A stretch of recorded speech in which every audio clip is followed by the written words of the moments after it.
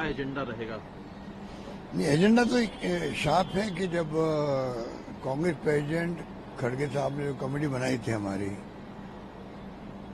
Alliance को लेके, क्या गठबंधन में आगे बढ़ना चाहिए, किस प्रकार से, और हमारी पार्टी लोग क्या सोचते हैं। तो पहला फेज आज पूरा हो गया था, जिसमें हमारे जो प्रदेश कांग्रेस के नेता लोग हैं उन सब से चर्चा हो चुकी है कि कांग्रेस पार्टी अपने अपने राज्यों में क्या सोचती है और अन्य पार्टियों ने किस लेवल पे हमें उनसे बातचीत करनी है, कितनी सीटें हमें लेनी है, देनी है।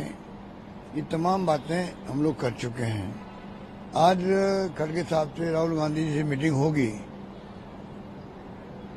उसमें चर्चा होगी, उसके बाद में तय होगा कि आगे हम किस दिशा में बढ़े। आगे सर, इंडिया ब्लॉक किस लेवल पर अन्य पार्टियों से बात होनी है वो तय आज होगा।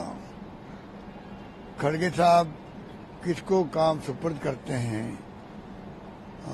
एआईसीसी के किसी पदाधिकारी को करते हैं ऑफिशियली, या उनके ऊपर निर्भर करेगा कि वो किस पार्टी से कौन बात करे, वो फिर आते होगा। सर, एक राम मंदिर को लेकर के भी मेरा सवाल है कि राम मंदिर को लेकर के तमाम तरह की बयानबाजी हो रही है। कोई कहता है कि राम मंदिर का निर्माण हमने कराया, कोई कहता है कि राम सबके हैं। इस बीच एक और बयान आया है कि गांधी जी की हत्या कास्ट की वजह से हुई थी, कि क्योंकि छोटे कास्ट को आरएसएस नहीं देखना चाहती है, जो पिछड़ा तबका है। क्या कहना है सर इस पूरे मामले पे आपका? देखिए, कोई कुछ भी कहे,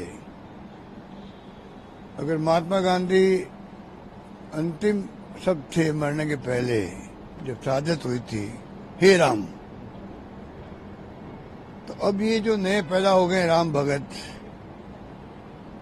ये नए पैदा हुए हैं, इनमें अधिकांश लोग तो राम को मानते ही नहीं थे। आंदोलन शुरू हुआ था तब ऐसे नेता आगे आए थे राजनीति करने के लिए राम के नाम पे, जबकि हम तो बचपन से पैदा हुए से राम भक्त हैं। हम लोग तो उनको ये राम भक्त मानते नहीं है, तो मानते जो बीजेपी की मेंबरशिप लो तो राम भक्त हो आप हो। ये जो इश्यू बनाए इन्होंने, इनको पूछो ताला किसने खुलवाया था राम मंदिर का, राजीव गांधी ने खुलवाया था। इनको पूछो शिलान्यास किसने किया था, राजीव गांधी ने किया था। ये भूल क्यों जाते हैं? वो अलग बात है कि इश्यू बन गया था बहुत बड़ा, उसमें विश्व हिंदू परिषद ने लीड लिया, लंबी कहानी बन गई। आखिर में सुप्रीम कोर्ट का फैसला जब आया तो चाहे हिंदू है, चाहे मुस्लिम है, चाहे कोई पार्टी के लोग थे, सबने वेलकम किया उसको, सबने वेलकम किया। उसके बाद वो इश्यू खत्म हो गया। उसके बाद में जो धर्मगुरु थे या जो राम जन्मभूमि के ट्रस्टी थे, कमेटी बनी हुई थी, उसका काम है मंदिर बनवाना और उसको प्राण प्रतिष्ठा से करना। प्राण प्रतिष्ठा काम उनका होना चाहिए। जिस रूप में एनडीए गवर्नमेंट ने, सरकार ने खुद ने, प्रधानमंत्री जी का विशेष इसमें रुचि, योगी महाराज की रुचि लेना एक बात है। मैं मुख्यमंत्री हूं, कोई मंदिर बनता है, कोई धार्मिक स्थल बनता है तो सरकार उसमें सहयोग कर सकती है एक लिमिट तक। असली काम होता है उस कमेटी का जो निर्माण करवाती है, धार्मिक कमेटी होती है, उसका काम होता है। अभी इतना कब्जा करके बैठ गए उसके ऊपर, पूरी राजनीति बालाकोट की तरह भी राजनीति हो रही है राम मंदिर पे चुनाव जीतने के लिए। ये कोई अच्छी परंपरा का काम नहीं कर रहे लोग। आज चाहे कुछ सोचते हो अपने स्वार्थ के कारण से, इनके अपने स्वार्थ हैं, पर आज जो देश के अंदर जिस प्रकार इन्होंने माहौल बनाया है, तो आप जानते हो कि धर्म सबकी कमजोरी होता है, चाहे वो कोई धर्म का व्यक्ति हो, उसका ये फायदा उठा रहे हैं। ये लोग हिंदुओं को भड़का रहे हैं, हिंदुओं को डिवाइड करा रहे हैं। वो हिंदू जो बीजेपी के नेता है, कार्यकर्ता, वो तो हो गए राम भगत, ये मानते हैं। बाकी लोग राम भगत मानते नहीं है। तो बहुत खतरनाक खेल चल रहा है देश के अंदर। तो सर, आपको लगता है कि महात्मा गांधी और मेरा मानना है कि इस देश में हो क्या रहा है। राष्ट्रपति सदे मुर्मू जी, आपने पार्लियामेंट भवन बनाया भाई, उसमें राष्ट्रपति जी नहीं, उपराष्ट्रपति जी नहीं। उपराष्ट्रपति तो चेयरमैन भी होता है राज्यसभा का। आपने उनके बगल कर लिया प्रोग्राम। आप ये मत सोचिएगा कि लोग देख नहीं रहे, जान नहीं रहे। देश नहीं, दुनिया देख रही है आपको, नंबर 1।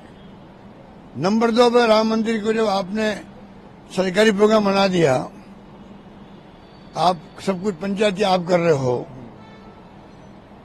देख रेख आप कर रहे हो, पॉलिटिकल फायदा आप उठा रहे हो, रोड शो कर रहे हो पहले से ही, शानदार उसको इवेंट बना दिया आपने, और राष्ट्रपति जी को बुला ही नहीं रहे हो आप।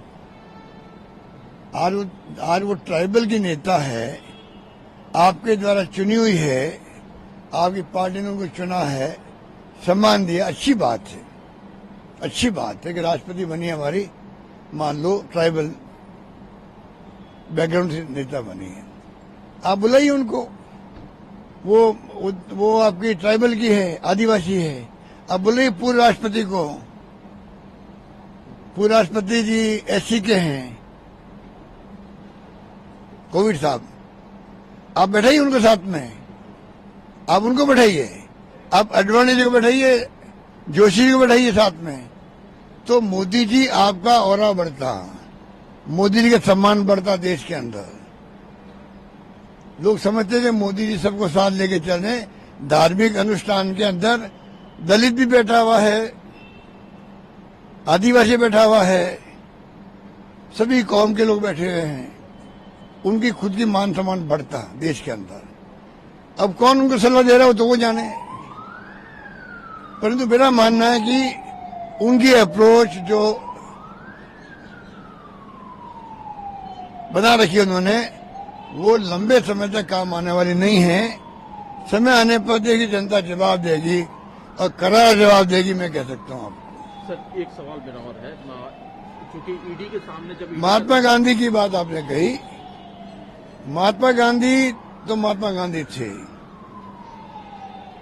अगर आइंस्टाइन ने जो महान वैज्ञानिक ऐसे ही नहीं कह दिया, आने वाली पीढ़ी विश्वास नहीं करेगी, कोई हार्ड माइंड का व्यक्ति भी धरती पे चला था, वो महात्मा गांधी था। महात्मा गांधी ने कहा था,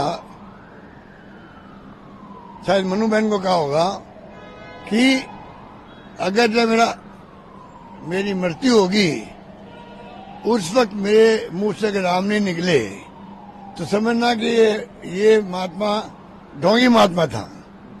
आप सोचिएगा, जो महात्मा गांधी का जब मेरा अंतिम सांस निकलेगा, अगर मेरे मुंह से ए राम नहीं निकले तो समझना वो ढोंगी था। आप बताइए, इस पर कई भावना जो लोग चर्चा करते हैं, तो आप बताइए कि उस महात्मा के बारे में क्या कहना।